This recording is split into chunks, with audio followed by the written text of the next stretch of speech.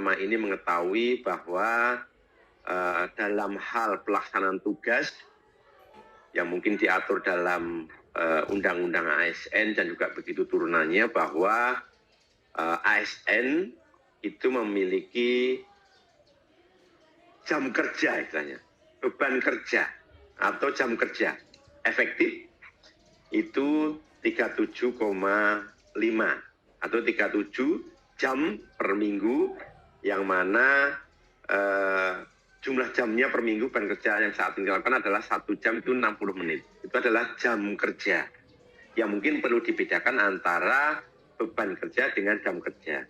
Beban kerja tentunya masuk dalam jam kerja karena setiap jabatan itu mempunyai jam kerja dan juga tugas fungsi dari masing-masing yang dibebankan kepada masing-masing jabatan, baik itu jabatan pelaksana maupun jabatan fungsional.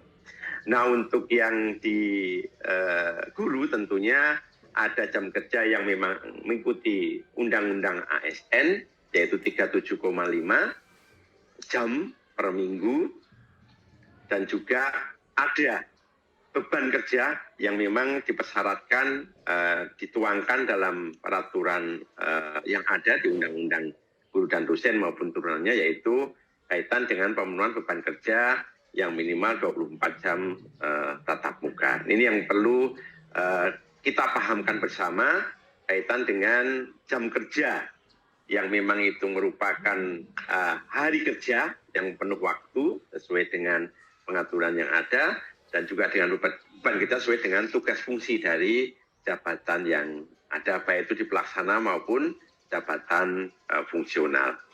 Nah, untuk yang beban kerja guru, selain melaksanakan di dalam penuangan jam kerja tadi, Ibu sekalian, itu yang mungkin sudah biasa kita sebut, kita familiar dengan M5 yang mencakup terkait dengan kegiatan pokoknya.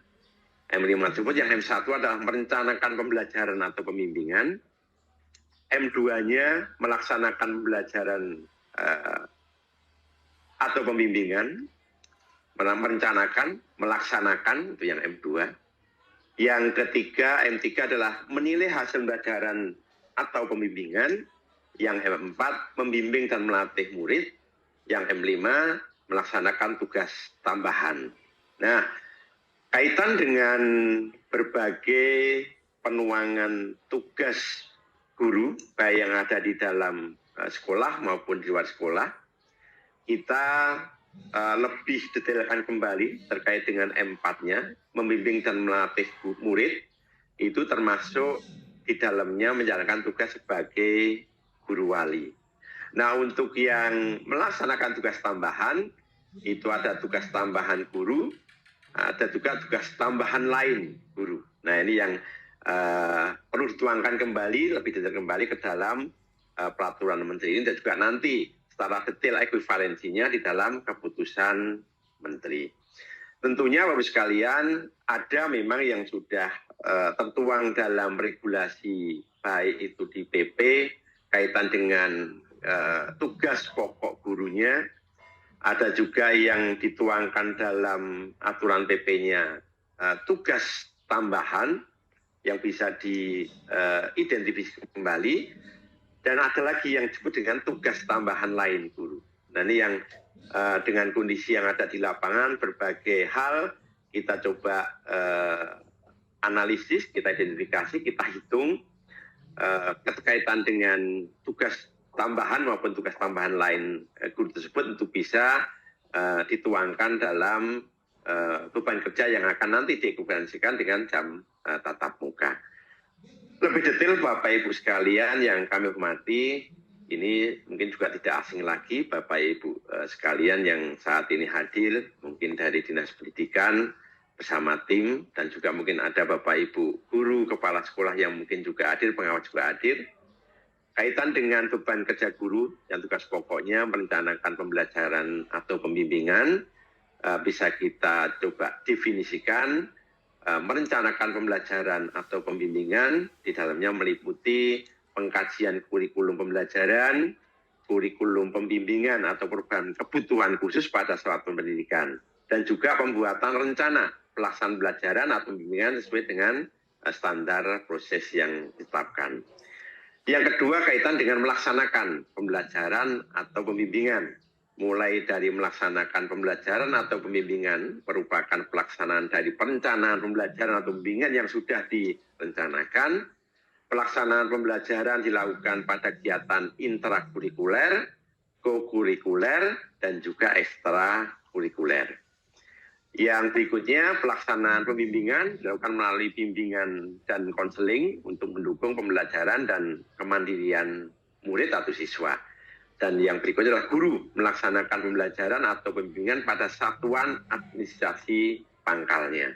Nah, ini yang menjadi juga arahan dari Pak Menteri kaitan dengan pemenuhan beban kerja yang dilaksanakan di satuan administrasi pangkalnya. Yang berikutnya adalah guru pendidikan khusus yang ditugaskan pada unit layanan disabilitas atau ULD, dan guru ASN aparatur sipil negara yang diretribusikan pada satuan pendidikan yang disediakan oleh masyarakat melaksanakan pembelajaran atau pembimbingan. Nah, di M2 ini Bapak sekalian, ini yang dulu ada pemenuhan beban kerja di luar satmingkalnya. Untuk yang saat ini itu semua dilaksanakan di satmingkalnya, kecuali ada penugasan tertentu yang memang dibutuhkan di sekolah lain yang memang belum ada atau dibutuhkan terkait dengan gurunya. Itu penugasan, saya kira seperti itu.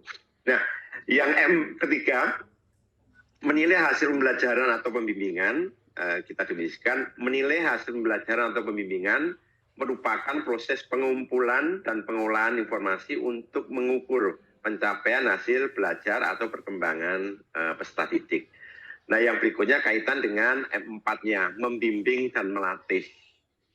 Ada beberapa yang perlu kita jelaskan di sini kaitan dengan membimbing dan melatih. Yang pertama, membimbing dan melatih peserta didik dilakukan pada kegiatan kokurikuler dan kegiatan ekstrakurikuler. Yang kedua, selain melaksanakan tugas membimbing dan melatih di atas, yang kegiatan kokurikuler maupun ekstrakurikuler, guru juga melaksanakan tugas pendampingan sebagai guru wali. Ya, ini mungkin sudah tidak asing lagi sebagai guru wali yang mungkin Bapak Ibu saat ini ada pertanyaan juga nantinya. Apa dulu yang disebut dengan wali kelas, apa yang saat ini adalah guru wali. Nah, yang kami dapat jelaskan sedikit mungkin tugas guru wali yaitu paling sedikit melaksanakan pendampingan akademik, pengembangan kompetensi keterampilan dan karakter murid yang didampinginya. Nah, ini seperti kalau mungkin Bapak Ibu ada di perguruan tinggi, ada sebutan di sana kaitan dengan pembimbing akademik, dosen pembimbing akademik, yang membimbing dari mulai awal mahasiswa masuk sampai mahasiswa itu lulus. PA, pembimbing akademik. Nah, di sini untuk guru kita sebut dengan guru wali. Nah, guru wali itu diwajibkan untuk guru mapel pada jenjang SMP yang sederajat, di dalamnya ada SMP LB, SMA atau SMA LB, SMK dan juga SMK LB. Nah, saya sampaikan di depan, itu dilakukan sejak siswa masuk sampai nanti lulus, tentunya dengan berbagai kondisi yang ada yang mungkin siswanya besar atau banyak, tentunya dengan guru juga yang sedikit, ada juga yang siswanya besar, ada juga yang gurunya besar. Tentunya ini ada tugas dari kepala sekolah untuk bisa membagi semua guru mapel yang ada mendapatkan tugas sebagai guru wali, kecuali kepala sekolah yang memang tidak menjadi guru wali. Nah, tentunya dalam pelaksanaan tugas berkolaborasi dengan guru BK yang ada. Kalau itu yang jenjang SMP, SMA, SMK, saat ini ada untuk guru BK-nya, tapi untuk yang di sekolah dasar, di SD, itu belum semuanya merekrut atau pengadaan terkait dengan guru BK. Sehingga perlu kolaborasi dengan guru BK dan juga guru wali kelasnya.